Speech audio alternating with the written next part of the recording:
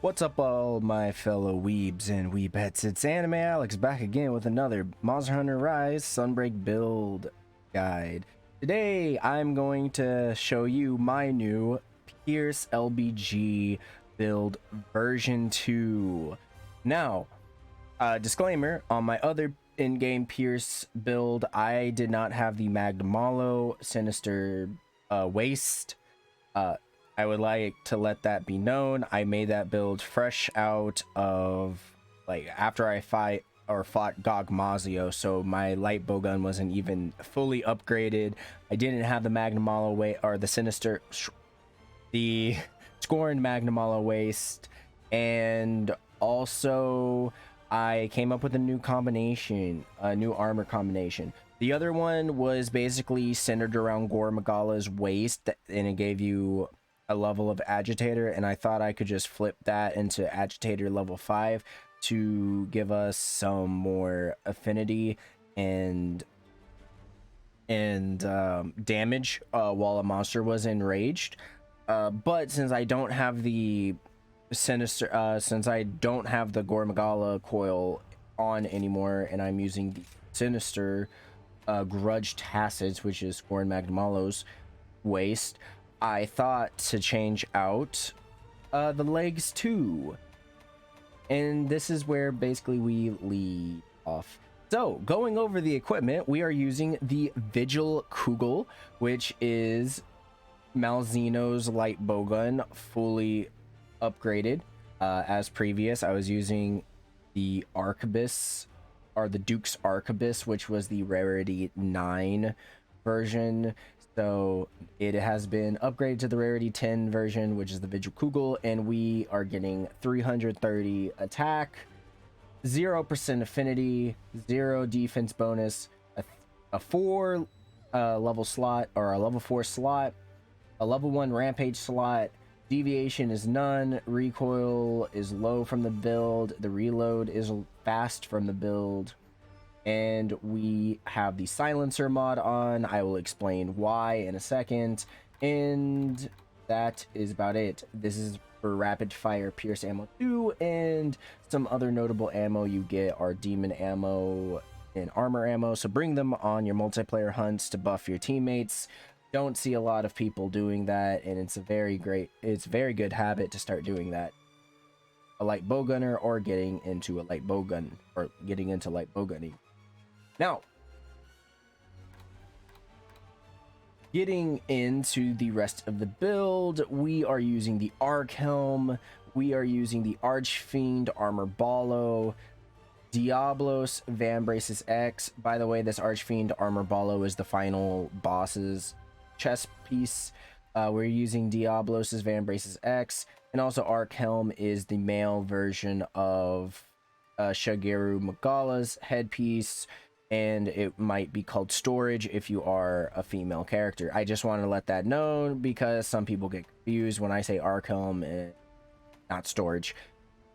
Anyways, moving on, we are using the Sinister Grudge Tacids finally, and we are using the Grand God's Pure Feet, which is Rajang's, normal Rajang's, not Furious Rajang's, but normal Rajang's legs. And we are using this Fatal Tempest Talisman, which gives me level 2 steadiness, level 1 evade extender, and a 3 and a 2 slot. This is fairly specific. I don't want to let down people's expectations in building this, because I will say that the steadiness level 2 and evade extender level 1 decoration is really, and I mean extremely specific to this build. But if you do have, for say, like a tenderizer level 2 with a 2 and level 1 with a level 2 and 2 level 1 slots, or some form of combination that will allow you to get these skills, you probably will have a better chance of getting like a maximum might level 2 with like 3 level 1 slots. Actually, you don't even need 3 level 1 slots. All you need is a level 2 and 2 level 1 slots, and maximum might level 2, and you can make this build. But whatever combination of talismans that you do have or you could mod in, this is the one that RNGesus has blessed me with. Actually a fairly good decoration or a fairly good talisman for like bowgun build. I actually use this last ring. Anyways, getting on to the more important part of the build. Now, we are going to actually talk about switch skills. So almost equally as important. We are using critical firepower. I would like to already just have that as a disclaimer. So if you are wondering why we are using the silencer and not the long barrel mod, for example, is basically because of that. The critical firepower will give us 30% more damage while letting us shoot a little bit closer to the monster. And as you know, when you are using Pierce or Pierce light bowguns or heavy bowguns, you usually want to slot in at least level 2 ballistic so you can shoot at a comfortable spot. But in this build, we actually have to use the silencer mod to get to low recoil, because if we don't use it, we will have average recoil. So it helps us on two fronts. It gives us low recoil. It lets us shoot closer without investing skills into ballistics level 2. And so yeah, for the decorations, you will need 3 salvo jewels, 1 pierce jewel 3, 1 critical jewel 2, 2 tenderizer jewel 2s, and 2 mighty jewel 2s, 3 absorber jewel 1s, and 2 quick load jewel 1s. Now, before you guys ask, but Alex, what if I can fit in quick load or 3 quick load jewel 3s? Well, sadly, you won't get fastest reload. You will only get fast reload even if you slot in quick load jewel quick or reload speed level 3. So just letting you know, just in case if you thought you could do that. Also, since we do have 1 level of evade extender on our talisman, it does open us up to use quick step evade. Now, yes, quick step evade will kind of work against our mighty jewel 2s or like our maximum might level 2s, but it is what it is. All you have to do is just make 1 short little hop, and then your stamina should regen fairly fast. So the damage loss isn't going to be too much, or it's not going to be too big of a deal. And by the way, our rampage slot is the spirit bird jewel 1, so our spirit bird buffs will last longer. Coming out to our skills, or the overview, we are getting about 380 attack before like modifiers and all that stuff, and we get a base of 20% affinity. Once you defeat the the frenzy virus from your arc/storage helm, you will get another 20% affinity, boosting you up to 40% affinity on base. And with weakness exploit 3 that you get from the build, you will get 90% affinity. Keep in mind the 20% affinity is coming from the 2 levels of maximum might, so if you are not at full stamina, it's going to be hard, or not a little bit hard, but you are going to be missing out on that 20% affinity, and you will be kind of in that 70% affinity range. But your stamina should be regenerating fairly fast, since you won't be using it a lot with the light bowgun. You do get 3 levels of crit boost, which does boost up your affinity by 40%. You get pierce up level 3, which is a must-have skill, which will boost up your piercing bullets by 20%, I believe so. Your recoil down level 3 combined with your silencer, like I said previously, will give you low recoil.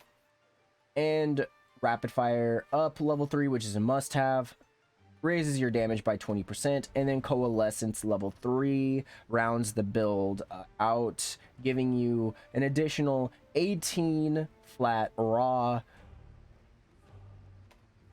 And basically this comes added with your Scorned Magnamala waist and your Shigeru Megala helmet. So you just kind of have that. You have 1 level of chain crit, which will just raise your attack up by 5. A level of lane power, which will actually take you up to 100% affinity once it procs. You get flinch free level 2, so people can stop hitting you and flinching you. Your reload speed level 2 will take you down to fast. Again, level 3 will not take you down to fastest. You will be just stuck on fast. We already explained what maximum might is there. We already explained what evade extender is doing, and you also have a level. You also have level 1 stamina surge, which will actually recover your stamina by 10%, which is just enough because all you need to do is just do a short hop to a side, and then proc your evade, your quick step evade buff.